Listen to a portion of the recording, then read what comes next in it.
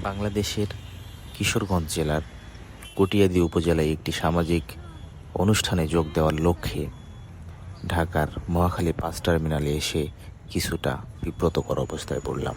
যেহেতু প্রথমবার ওই অঞ্চলে যাচ্ছি, তাই টার্মিনালে নেমে কয়েকজন দোকানদারের থেকে ভালো একটি পাস এবং সেই কাউন্টার সম্পর্কে তথ্য নিয়ে ওই কাউন্টারে গিয়ে টিকিট মাস্টারের সঙ্গে কথা বলে কিছুটা অস্বস্তি বোধ করলেও টিকিট কেটে বাসের অপেক্ষায় থাকি। বাস আসার পর যখন বাসে উঠব, তখন হেল্পার আমার সাথে থাকা ব্যাগটি গাড়ির বক্সে নিতে চায় না এবং গাড়ির ভেতরেও তুলতে দেয় না, এবং বক্সে ব্যাগটি বহন করার জন্য হেল্পার আমার কাছে প্রায় একজন যাত্রীর ভাড়ার সমতুল্য 200 টাকা দাবি করে।